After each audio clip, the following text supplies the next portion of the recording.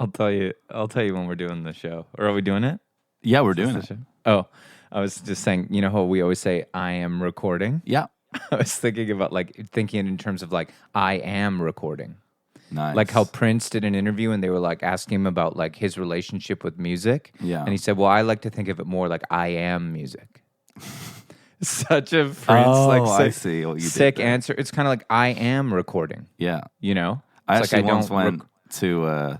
That's funny because I once went to a gym on Hastings Street, like a kind of not like a CrossFit place, but it was kind of one of those newer style gyms where they're doing weird, all sorts of things.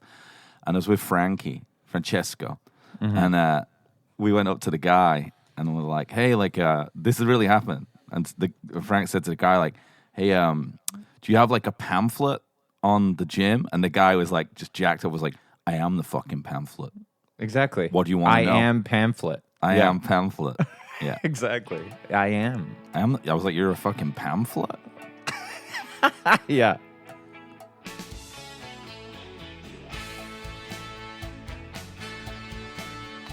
Let's start the show. Really makes it. Yeah. That was a real bit we did there.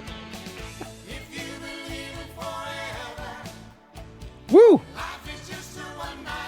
I like the boom, boom, boom. It's nowhere near as groovy, is it? But it's more Twilly, rock and roll vibe. You're pushing it there a bit. MIDI.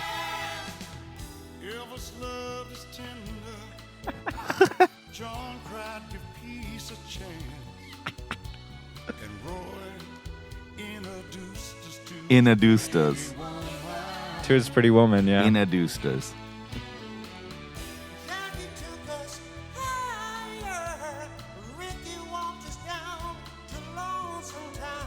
Jackie Wilson and Ricky Nelson. Ricky Nelson, yeah.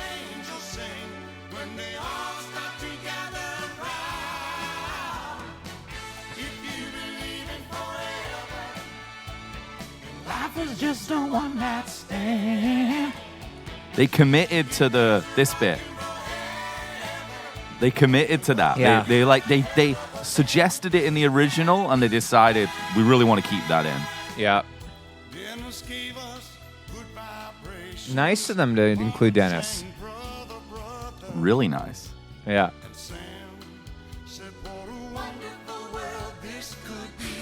That's a really good part.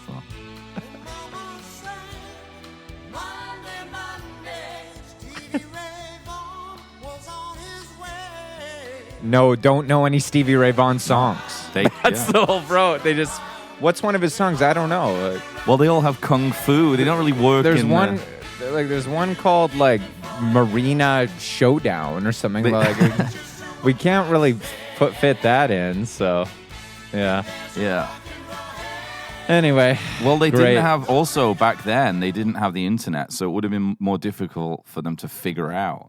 Yeah, they'd have to go to a store and then they'd be like, none of these titles, they're like, we can't say this in the song, in the same sentence as what a wonderful world. Yeah. And I like how they say Marvin, sang brother, brother. Yeah. But that's not the name of the song. They just kind of did a line from it, which is interesting. Everybody else gets a title. Well, maybe it was the same for him.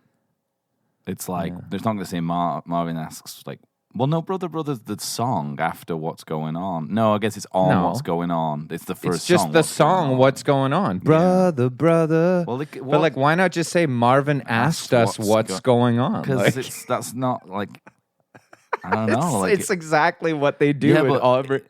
But they'd have to do it in a happier way. Yeah, that's pretty. What's going on? I think Mercy, Mercy Me would have been a good, they could have included that somewhere really nicely. The energy is a bit macabre, Yeah, I guess so. Yeah. I think they think the song's called Brother, Brother is what I'm getting at. They don't know. No. They don't know. No, because there's some in there. I'm trying to think of the original. They're not all song Janice titles. took a piece of our heart. Yeah, they are. And Otis brought us all to the dock of the bay. It's not the name of the song. Well, sitting on dock of the bay, but it's in the all title. to the dock of the bay. Sing a song to light my fire. Yeah, remember, Mac the Knife. What's the other one? Oh, Jim Crow, Bad Bad Leroy Brown. They're all titles. Yeah. Marvin doesn't get a title. I just think it's kind of weird doing Marvin like that. That's all I'm saying. Yeah, I don't know. I'm just trying to think of any that would work. What's going on? No, it doesn't work. Why? Because it's like, I think it doesn't have the same. Although the song itself lyrically is right. Like it has the same content as like it has an important political kind of like hopeful content. Mournful exactly. but hopeful. Like it might not work. Peace a chance.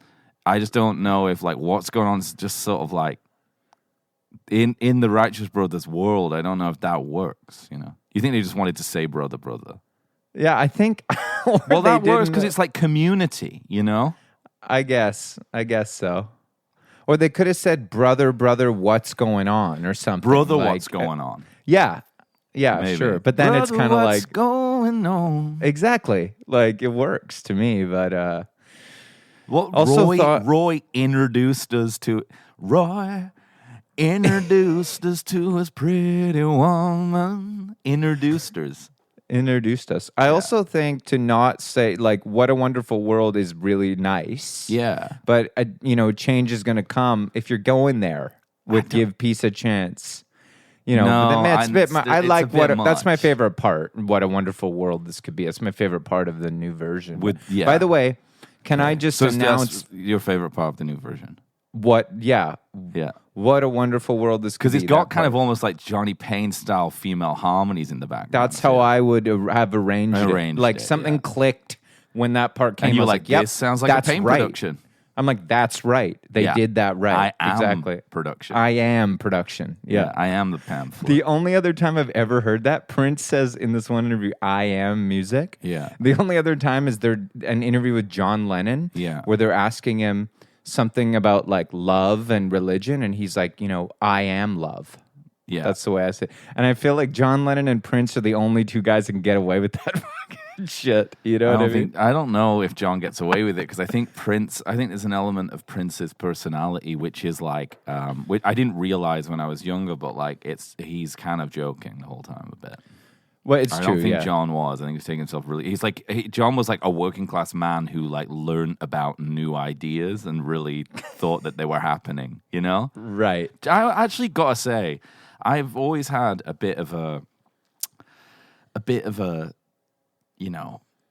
problem with that stuff. Not in terms of like appropriation or any kind of modern concepts of like.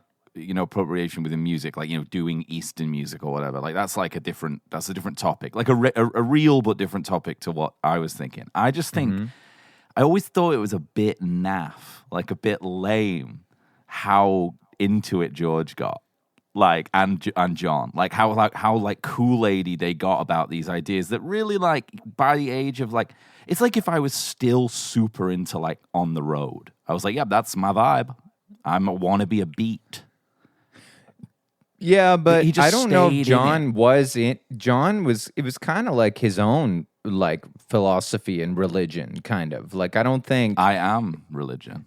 It is like that though. Like I think like by the early to mid 70s, he wasn't into. It wasn't an Eastern thing or anything. No, like, he killed all that on Plastic Ono Band. Yeah. When he's like, I don't believe in any of that. I know. His isn't the Eastern thing. His is like the Pepsi can protest thing. Sure, the corporate like peace vibe. Yeah, that's true. But I think that was bit for him. That was a bit for like 2 or 3 years, and then I think by the time he was our age, he was just doing nose candy and like hanging out, and then just like making kind of cool records about like Yoko and stuff. Yeah, no, I agree. Yeah, I just went on a bit too long. I mean, it gets taken too seriously too. Yeah, I agree. I mean, it's ridiculous. I mean, a lot of it's the same as it's like George. Okay, we said George is very fashionable, and he is. But that whole vibe, it's the same as Stephen Stills wearing a fur coat at Monterey.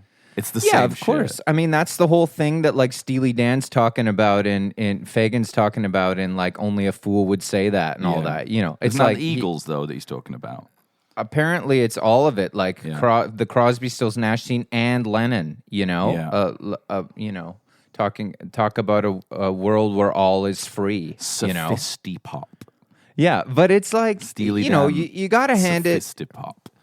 Here's what I'll say. I think Say it, to an Johnny. extent, I admire John and Yoko's like optimism and idealism for a bit. Like when they're on Dick Cavett and they're kind of like, does seem like they're giving it a shot. You know, there's a bit of authenticity there, but then there's also an element of it that like they're becoming more famous by doing it and like cashing in on it a bit. And then you hear about all the stuff about them doing that, but then about Yoko sort of like just like famously taking limos everywhere because she didn't want to walk